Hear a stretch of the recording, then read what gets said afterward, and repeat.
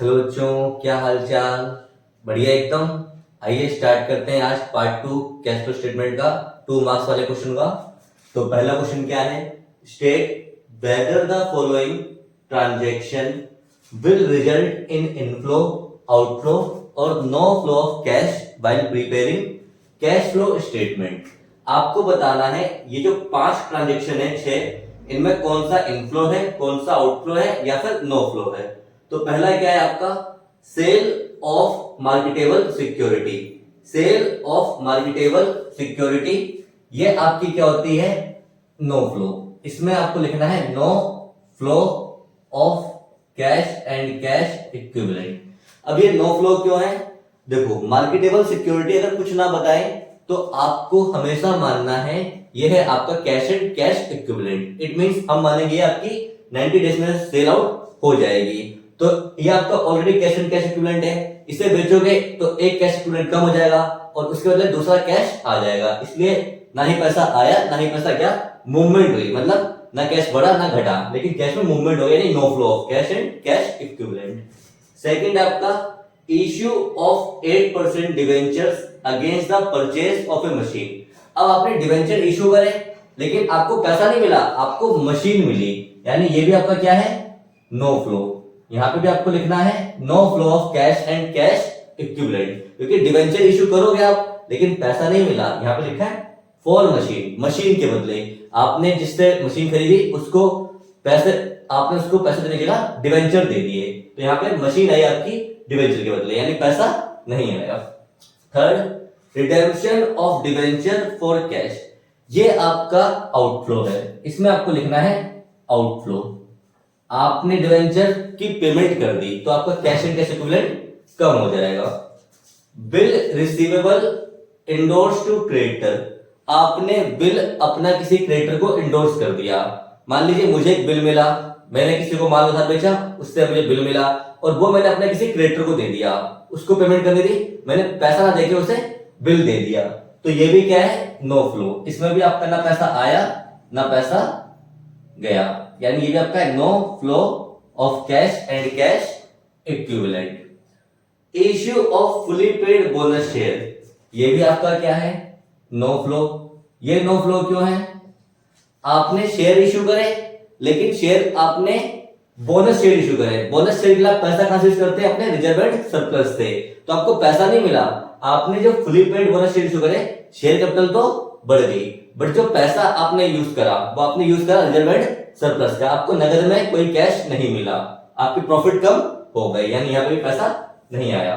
और प्रीपोस्ट डिविडेंड ये भी आपका है नो फ्लो। ये नो फ्लो क्यों है, देखिए प्रीपोस्ट डिविडेंड आपका प्रपोज करता है बोर्ड ऑफ डायरेक्टर और ये उन्होंने प्रपोज किया है, जब तक शेयर होल्डर इसे अप्रूव ना कर दे तब तक इसकी पेमेंट नहीं होती है। तो जब कुछ ना बोले तब तक आपको ये मानना है अभी तक ये अप्रूव नहीं हुआ है, इसीलिए आपका क्या है, नो फ्लो। यानी आपने केवल प्रपोज किया है बोर्ड ऑफ डायरेक्टर ने, अभी इसको अप्रूव करना बाकी है, तो ये आपको हमेशा बोलना है जब तक नो फ्लो, यानी आपको पैसा आया ना पैसा गया। नेक्स्ट देखिए, give one difference between investing activity and financing activity. आपको एक इंपॉर्टेंट सा कोई भी डिफरेंस बताना है कि इन्वेस्टिंग एक्टिविटी में और फाइनेंसिंग एक्टिविटी में। तो देखिए बड़ा सिंपल है, मैंने लिखा भी है लेकिन फिर भी मैं बता देता हूं थोड़ा। इन्वेस्टिंग एक्टिविटी आपकी होती है नॉन करंट एसेट और नॉन करंट इन्वेस्टमेंट से रिलेटेड मेनली। आप अगर नॉन करंट एसेट बेचते हो या खरीदते हो तो पार्ट होता है इन्वेस्टिंग का, और फाइनेंसिंग एक्टिविटी आपकी होती है मेनली जो आपका कैपिटल स्ट्रक्चर होता है, जहां से आप अपना फाइनेंस उठाते हो, जहां से आपने व्यापार में पैसा लगा रखा है, बैंक से लोन ले रखा होगा, शेयर इशू कर रखे होंगे, डिवेंचर इशू कर रखे होंगे। तो फाइनेंसिंग एक्टिविटी में आपका कैपिटल स्ट्रक्चर चेंज होता है और इन्वेस्टिंग में आपका जो पैसा इन्वेस्ट कर रखा होता है नॉन करंट एसेट में या फिर नॉन करंट इन्वेस्टमेंट में, उससे रिलेटेड होता है। तो आइए देखते हैं difference. Investing activity include sale and purchase of long term asset. इसमें आपका क्या इंक्लूड है कि आपने एसेट खरीदा और बेचा, कौन सा, लॉन्ग टर्म वाला, यानी फिक्स्ड एसेट जिसमें टेंजिबल इंटेंजिबल दोनों हो सकते हैं। और other investment not included in cash and cash equivalent. Other investment हो सकती है यानी नॉन करंट इन्वेस्टमेंट, लेकिन इसमें कैश एंड कैश इक्विवेलेंट का पार्ट नहीं होगा क्योंकि वही तो आपको निकालना है एंड में। तो बड़ा सिंपल है आपका इन्वेस्टिंग एक्टिविटी, सेल और purchase of long term asset की बात हो रही है तो इन्वेस्टिंग एक्टिविटी है। फाइनेंसिंग देखिए financing activity result in changes in the size and composition of owner capital and borrowing of the enterprise. जो आपकी फाइनेंसिंग एक्टिविटी होती है उनका रिजल्ट क्या होता है, उससे आपकी चेंज होती है क्या चीज, size and composition of owner capital. यानी इसमें आपकी कैपिटल आप इश्यू करोगे, जिसमें डिवेंचर भी हो सकता है, जिसमें आपका प्रेफरेंस शेयर हो सकता है, इक्विटी शेयर हो सकता है। तो यहाँ पे आपकी जो शेयर कैपिटल है, जो आपकी कैपिटल है वो चेंज होती है और बोरोइंग चेंज होती है। पैसा उधार लोगे तो बोरोइंग बढ़ जाएगी, पैसा वापस लौटोगे तो बोरोइंग घट जाएगी।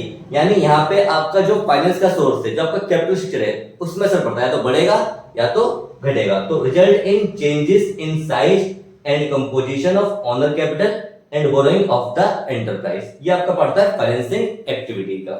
आइए अगला क्वेश्चन देखते हैं। When does an investment qualify as cash and cash equivalent? बड़ा इंपॉर्टेंट क्वेश्चन है। हम कब बोलेंगे कि इन्वेस्टमेंट हमारी कैश और कैश इक्विवेलेंट का पार्ट है? तो बड़ा सिंपल है, an investment normally qualify as cash and cash equivalent when it has a short term, when it has a short maturity period, यानी कि 90 डेज और लेस।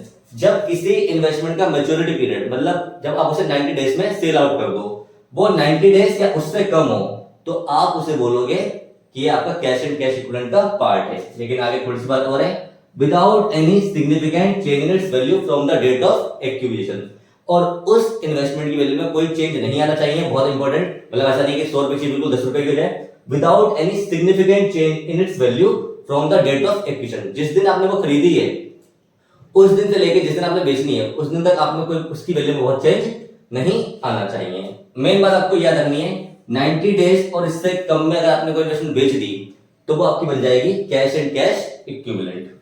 अगला क्वेश्चन देखते हैं, what are two major inflow and outflow of cash from investing activity? आपको बताने हैं कोई भी दो इनफ्लो और कोई भी दो आउटफ्लो जो आपके इन्वेस्टिंग एक्टिविटी का पार्ट होते हैं। देखिए पहला क्या है, inflow, cash receipt from sale of fixed. मैंने आपको भी बताया कि जो आपकी इन्वेस्टिंग एक्टिविटी है वो बेसिकली रिलेटेड है sale and purchase of non current asset and non current investment. तो अगर आप फिक्स्ड बेचोगे तो पैसा आएगा, ये इनफ्लो हो गया। Same cash receipt from sale of non current investment, अगर आप इन्वेस्टमेंट बेचोगे तो ही पैसा आएगा। कौन सी वाली? नॉन करंट वाली। तो ये करंट इन्वेस्टमेंट तो पार्ट बन जाएगी आपका कैश एंड कैश इक्विवेलेंट का। आउटफ्लो देखिए, cash payment to purchase of fixed asset, अगर खरीदोगे तो पैसा जाएगा, तो पैसा जाने के लिए आपने पेमेंट कर दी, फिक्स्ड खरीदा, पैसा चला गया, ये आउटफ्लो हो गया। आपने एसेट बेच दिया, पैसा आया, ये इनफ्लो हो गया। सेम इसी तरह cash payment to purchase of non current investment, आपने नॉन करंट इन्वेस्टमेंट के लिए पेमेंट करी, यानी आपने उसे परचेस करा। तो बड़ा सिंपल है, अगर आप परचेस करोगे नॉन करंट एसेट या नॉन करंट इन्वेस्टमेंट तो पैसा जाएगा, ये आउटफ्लो है। और अगर आप बेचोगे फिक्स्ड या नॉन करंट इन्वेस्टमेंट तो पैसा आएगा, ये इनफ्लो है। ये भी सिंपल है। नेक्स्ट देखते हैं, list any two type of operating activity. आपको कोई भी दो ऑपरेटिंग एक्टिविटी के एग्जांपल देने, बड़े सिंपल है। Cash received from sale of goods and और रेंडरिंग सर्विसेज। देखिए जो हमारा मेन काम होता है उसे बोलते हैं ऑपरेटिंग एक्टिविटी। जिस चीज का हमारा काम होता है, जिस चीज का, जैसे मान लीजिए मेरा काम पढ़ाना है, मैं बच्चों को ट्यूशन पढ़ाता हूँ मान लीजिए, तो ट्यूशन पढ़ा के जो मुझे फीस मिलेगी वो मेरा है रेवेन्यू फ्रॉम ऑपरेशन। इस एक्टिविटी को बोलेंगे ऑपरेटिंग एक्टिविटी। तो वही पहला एग्जांपल हो गया, cash received from sale of goods and और रेंडरिंग सर्विसेज। मैं ट्यूशन पढ़ाता हूँ मान लीजिए, तो ट्यूशन पढ़ाना मेरी एक सर्विस देना है, तो ट्यूशन पढ़ा के जो मुझे पैसा मिल रहा है ये मेरी ऑपरेटिंग एक्टिविटी का पार्ट है।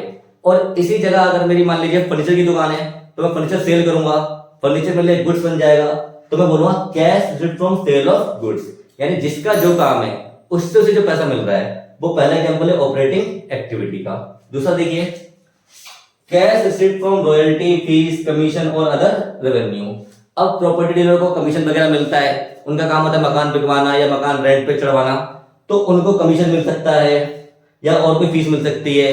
ऐसे जो राइटर लोग होते हैं उनको रॉयल्टी मिलती है, तो ये उनका मेन काम होता है। तो इसको भी आप बोल सकते हो ऑपरेटिंग एक्टिविटी, ये उनकी ऑपरेटिंग एक्टिविटी है। तो ये दूसरा एग्जांपल हो गया।